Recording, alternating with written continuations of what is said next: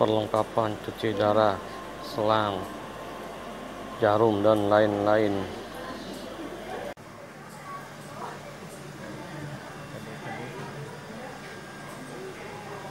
Posisi di paha ya, out. Itu kan tarik keluar. Ini tarik keluarinnya, ini masuknya. Tarik, masuk ke mesin, dari mesin masuk lagi ke sini.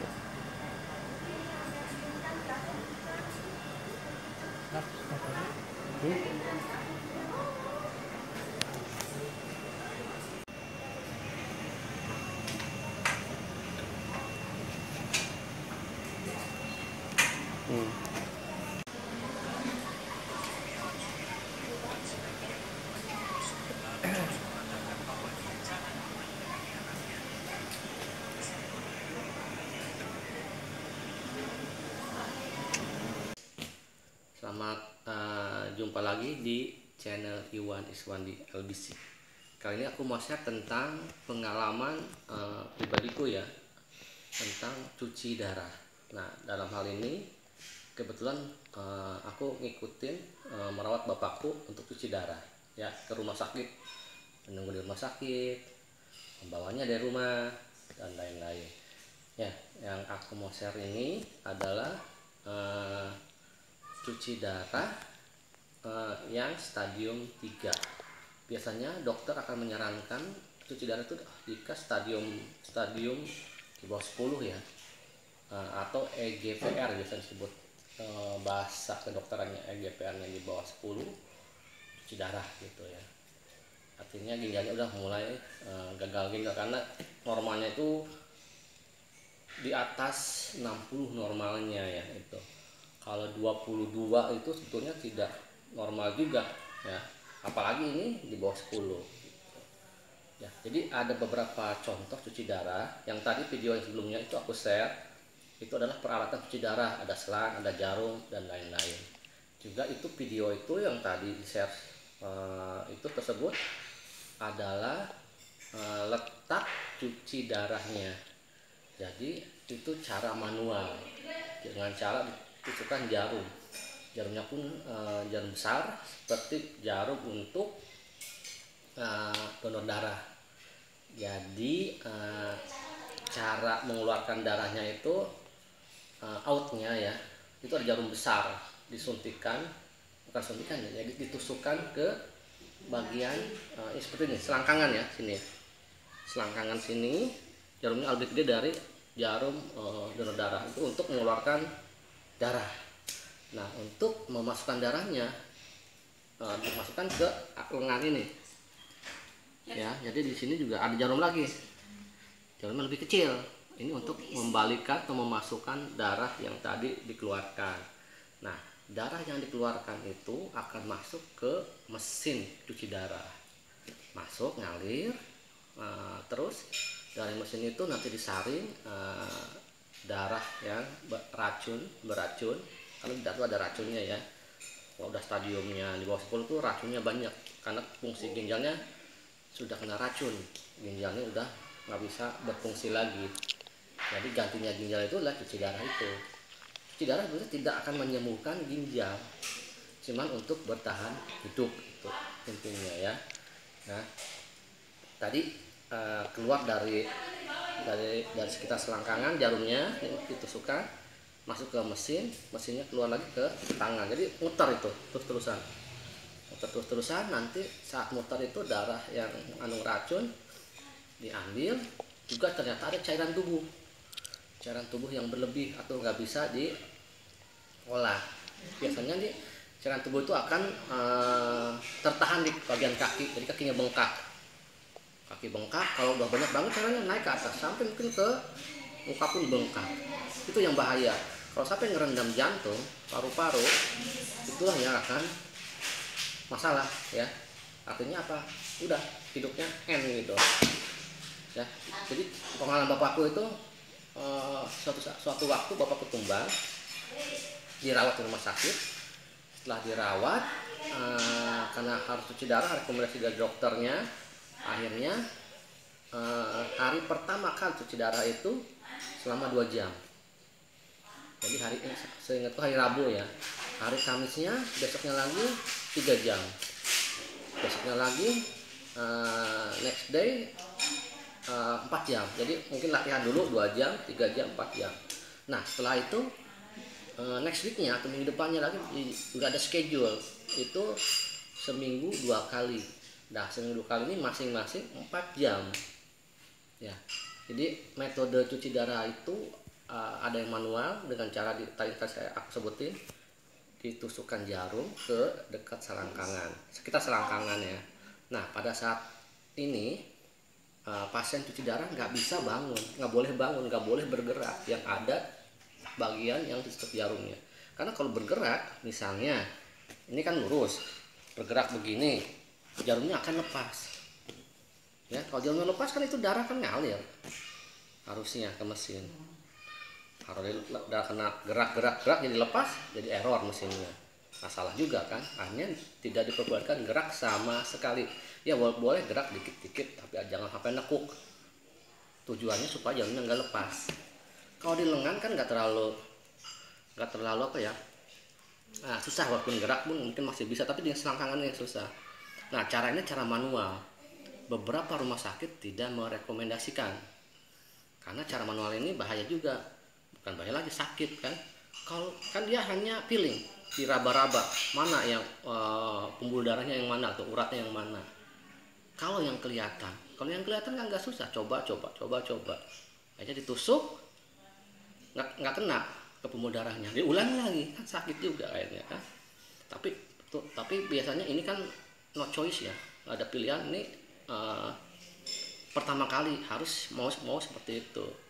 Nah yang aku mau share, ternyata selain ini ada lagi metodenya, ada 2 metode lainnya ternyata. Jadi ada namanya CDL ya. Ini untuk emergensi, jadi semacam operasi kecil di bagian dada. Jadi nggak tahu caranya apa tuh, dokter ahli vaskular itu akan melakukan semacam operasi kecil di bagian dada ini ya. Nanti ini ditutup selama 2 bulan, nggak boleh dilepas, nggak boleh kena air ya, nggak boleh kena air. Nah nanti in out darah itu di sekitar itu yang dioperasi tadi itu, in outnya ya. Cuman mungkin kalau yang udah tua, ada penyakit lain, gatal dan lain sebagainya, ini agak susah juga, agak ribet. Dan itu pun mungkin bisa gagal juga operasinya. Kalau gagal di sini nggak ketemu pembuluh darah arterinya, yang pembuluh darah yang gedenya ya, mau nggak mau jadi sekitar leher atau di paha ya itu. Jadi semuanya beresiko juga. Nah ini expire-nya itu selama 2 bulan sampai 3 bulan itu harus diganti. Nah setelah itu ada lagi namanya semino. Nah semino ini berbeda dengan CDL. CDL itu kan emergensi, setelah dioperasi besoknya bisa dipakai itu area itu untuk in out keluar darahnya. Tapi kalau semino itu kita harus nunggu 2-3 bulan setelah operasi kecil. Jadi kalau di semino ini biasanya di operasi bagian sini nih, dekat lengan ini ya, operasi kecil, nanti ada urat yang digabungkan itu dijahit sama dokternya. Nah setelah itu nggak boleh gerak tangannya, nggak boleh tekuk gini karena jahitannya di sini ya. Kalau masih basah kan bisa dibayangkan lah, daging ada benangnya, ditekan-tekan gini ya sobek nanti kan operasinya ya.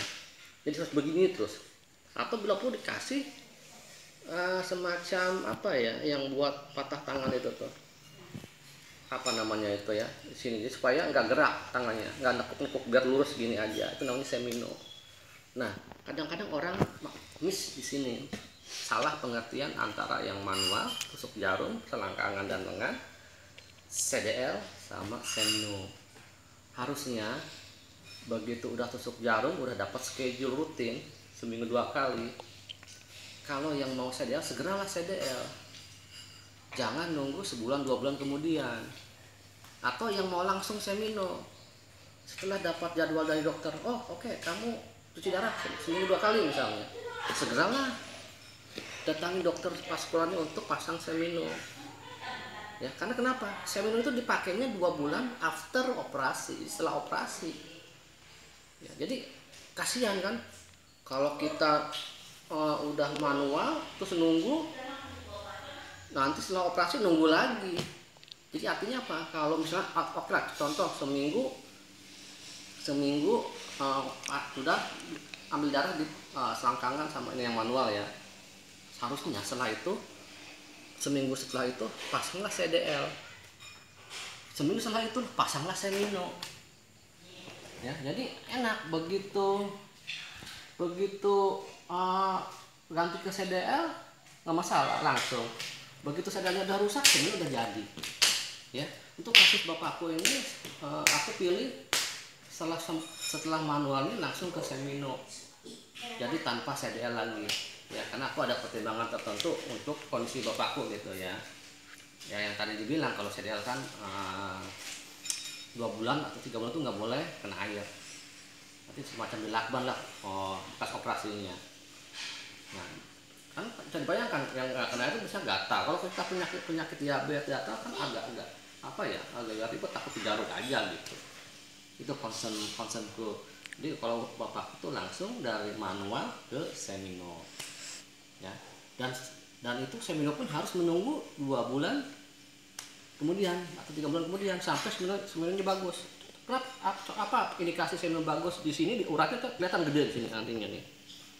Kalau dipegang itu ada desiran, makin keras desirannya itu makin bagus. Desiran tuh kayak apa ya, gerak-gerak gitu, apa sih, nyut-nyutan lah kalau kata bahasa, cekot-cekot gitulah kalau bahasa Jawanya nih. Bahasa Sundanya nyut-nyutan gitu di sininya nih. Ya ada uratnya nih. Kalau dipegang gini nih, kerasa gitu. Itu bagus berarti seminonya nggak gagal ya. Jadi semuanya pun beresiko juga. Semino juga bisa gagal operasinya. Kalau gagal gimana? Ya diulang lagi di tempat lain. Ya. Semino itu bertahan biasanya cukup lama katanya sih seperti itu. Beda dengan CDL. CDL ada expirednya 2 bulan atau 3 bulan. Kalau semino sampai rusak gitu, baru dibikin lagi semino baru. Mungkin nanti di sini pertama di sini, mungkin nanti lama-lama di sini seminonya. Nah, di tangan itu habis sama operasi. Di tangannya lama-lama itu bergelombang nanti tangannya, lengannya ini. Ya, nanti juga aku akan share pengalaman nungguin bapakku di rumah sakit selama cuci darah, juga suasana di ruangan hemodialisa, itu namanya hemodialisa ya, untuk ruangan cuci darah ini. Kebetulan di rumah sakit yang bapakku tempati itu ada 22 bed atau 22 tidur. Dari 22 bed artinya ada 22 orang. Nah, dari 22 orang itu ada yang manual, ada yang CDL, ada yang semino, campur-campur gitu. Dan kalau udah rutin itu biasanya 4 jam cuci darahnya. Kalau yang manual nggak boleh gerak, tidur, mau makan pun tidur, apa tidur. Karena saat cuci darah diperbolehkan makan apapun, minum apapun ya, karena kalaupun makan racunnya kan kebuang juga, hak itu juga kan ya. Kalau nanti udah CDL kita bisa duduk enak karena disimpan di sini CDL-nya, jadi bisa makan sendiri dan lain-lain. Kalau manual tadi ya disuapin sama yang nunggu, karena dia nggak boleh gerak. Misalnya yang kanan nih, kaki selangkangan kanan, ya udah di paha kanan itu nggak boleh ada gerakan, terutama lututnya ya. Yang lebih enak lagi semino di tangan, lebih enak lagi, bisa makan, bisa minum, bisa tiduran, bisa mau bangun sendiri tanpa mengganggu jarum ya.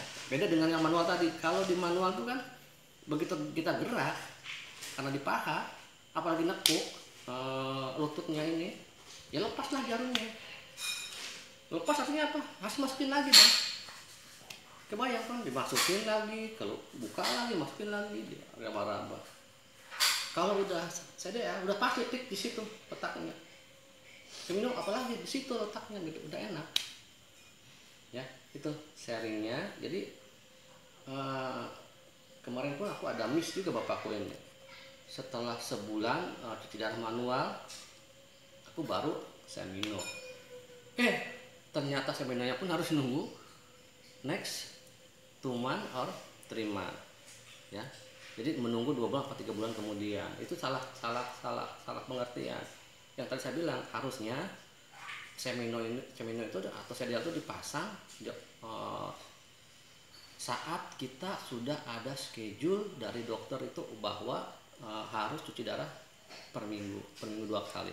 Nah, setelah ada konfirmasi itu segeralah kita lakukan operasi CDL atau semino. Ya, artinya apa? Begitu kalau misalnya baru seminggu manual, artinya kan tinggal nunggu 2 bulan kemudian kan.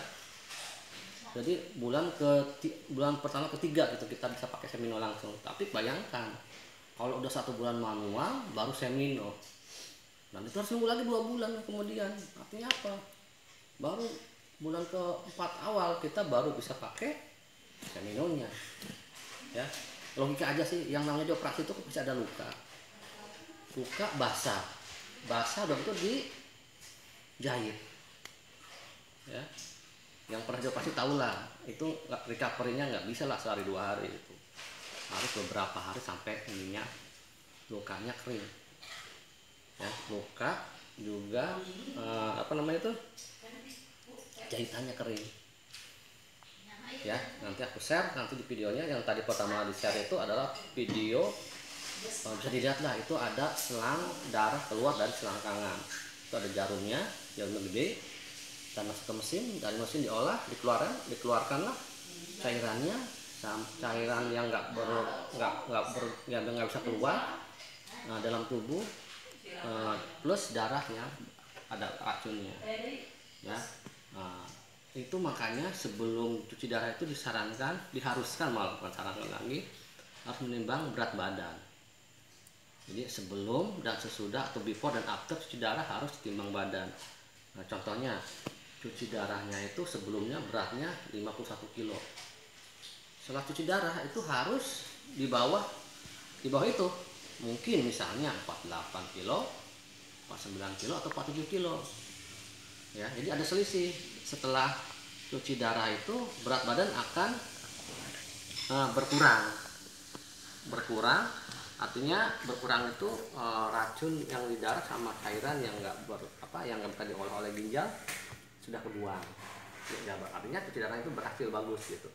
Kalau nggak ada perubahan berat badannya, artinya racun darah sama cairan nggak keluar. Nah, itu yang masalah. Tapi biasanya sih keluar gitu. Pengalaman bapakku itu bisa 2-3 kilo loh bedanya before dan after cuci darah. Artinya apa? Banyak cairan gitu. Cairan itu berat.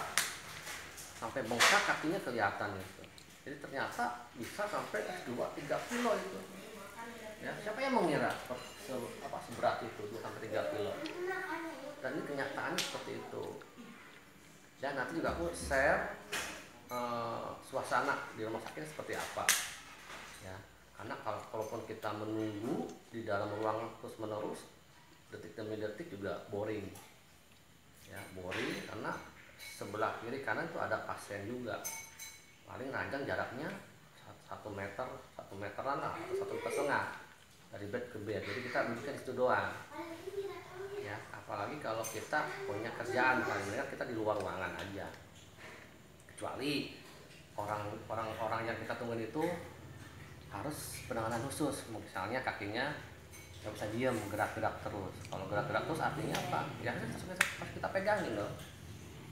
Karena apa? Kalau nggak dipegangin, yang tadi kalau yang manual itu jarumnya lepas lagi. Ya, jadi makanya yang manual itu harus disuapin, dikasih minum, nggak bisa sendiri. Ya, seperti itu. Mudah-mudahan berguna dan bermanfaat.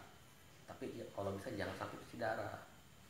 Tapi kalau dokter nentuin cuci darah ya no choice kan. Kalau sudah stadium di bawah 10, ya cuci darah.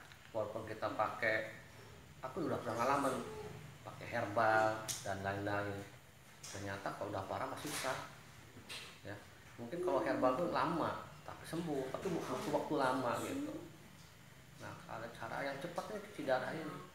Karena kalau nggak cuci darah, makin ginjal nggak berfungsi, lama-lama apa? Darahnya makin banyak racunnya. Nah, itu juga ada namanya ureum tuh. Itu untuk skalanya harusnya di bawah 60 itu normal. Di atas itu berarti nggak normal karena racunnya banyak. Racunnya banyak artinya apa?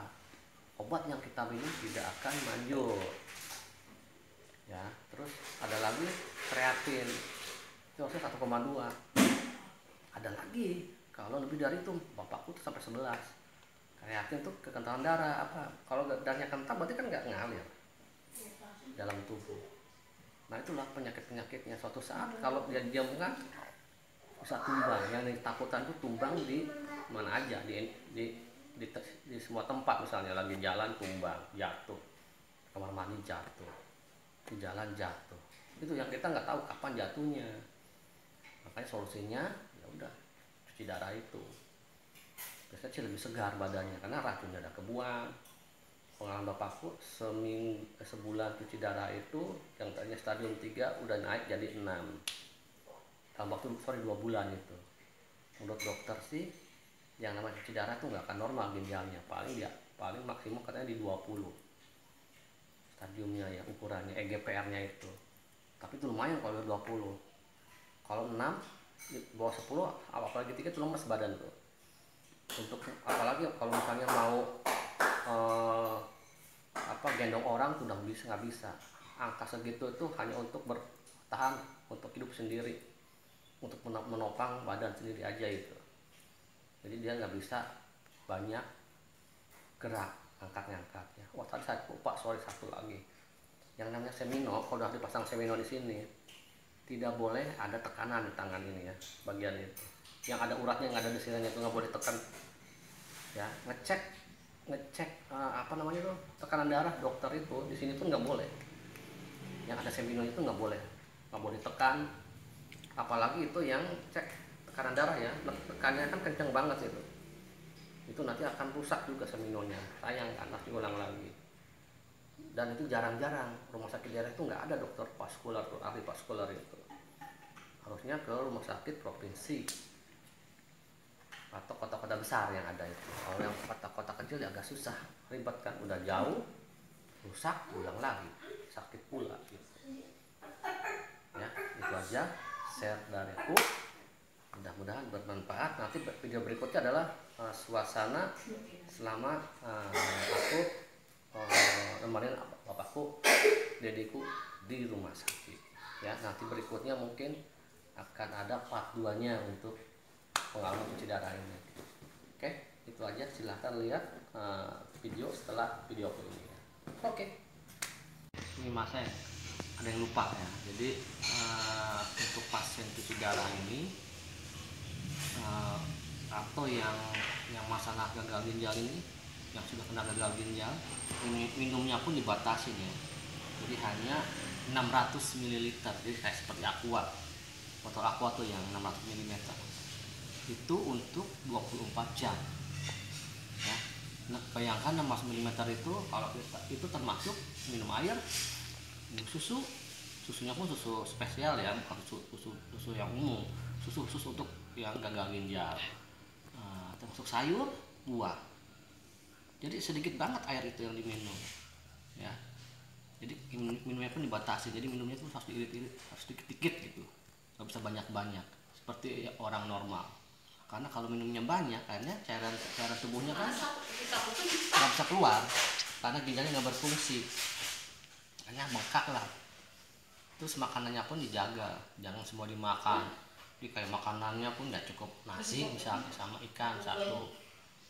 Ya, jadi jangan kayak makanan prasmanan semua dimakan gitu.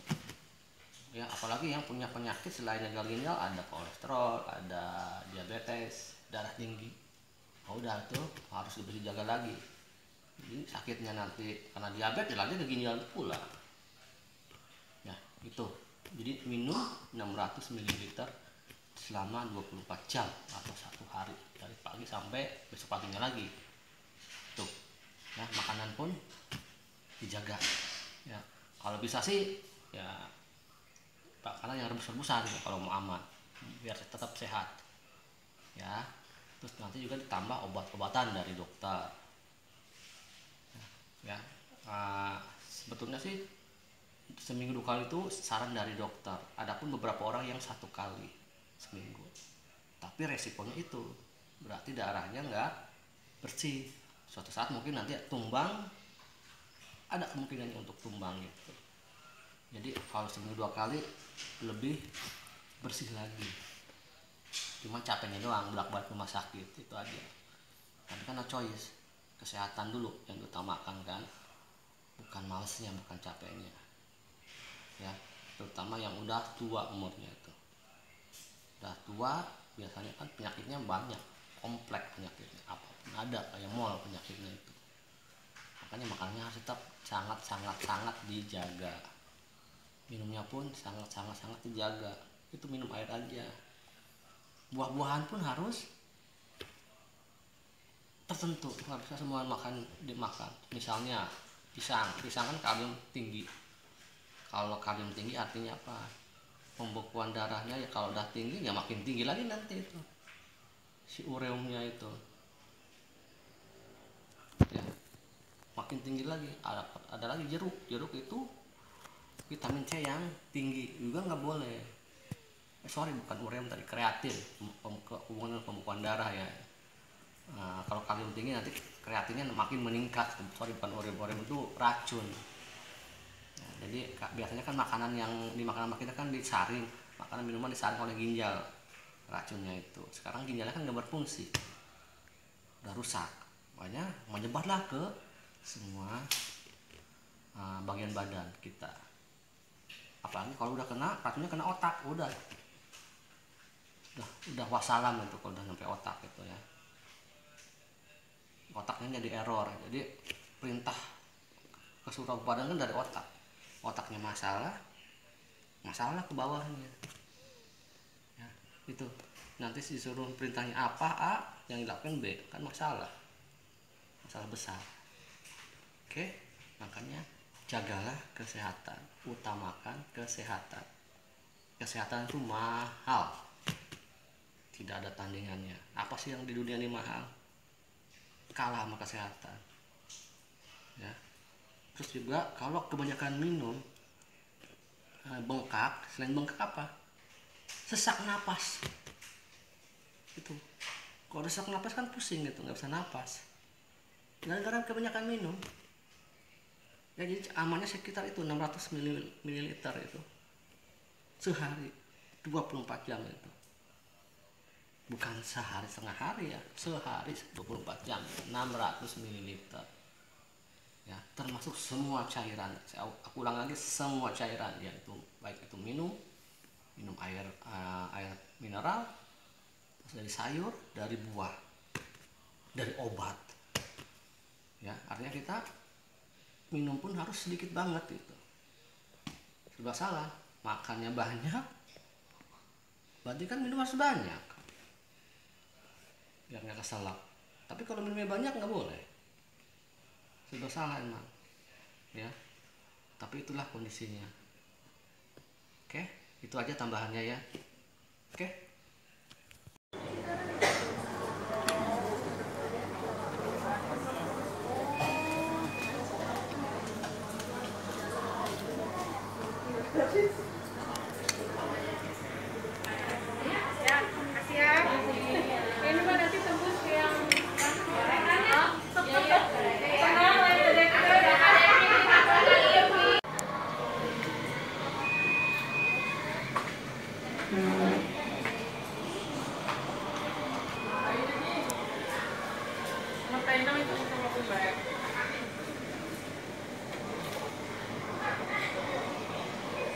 Mana nggak ada no? Kemudian gua aja lu malah. Udah jangan ketawa. Hari kedua 3 hour 3 jam.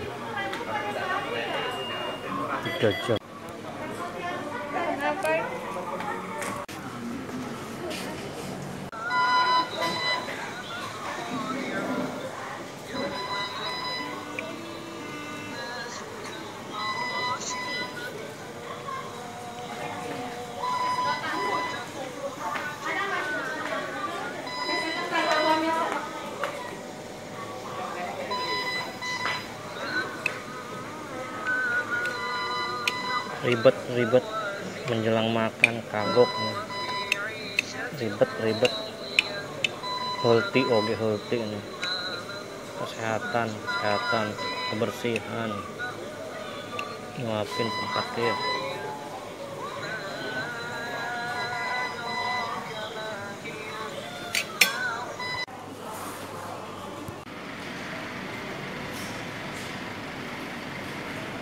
WFRS ini bukan WFH ini, WFRS. WFRS ini bukan WFH ini.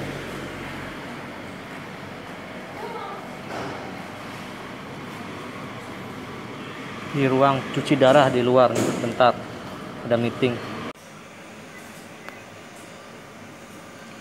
HD hemodialisa cuci darah jadi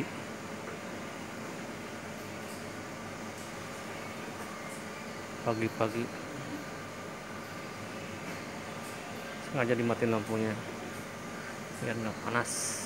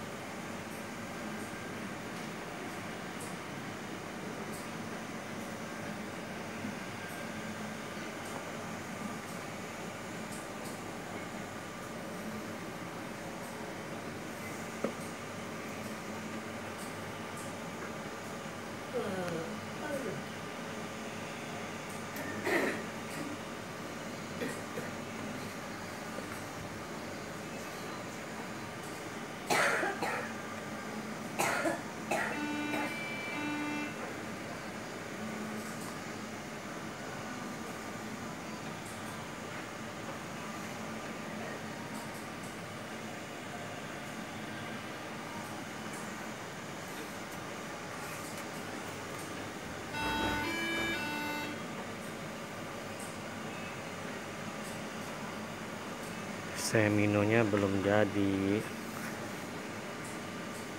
baru berapa minggu ya, 2 minggu 3 mingguan.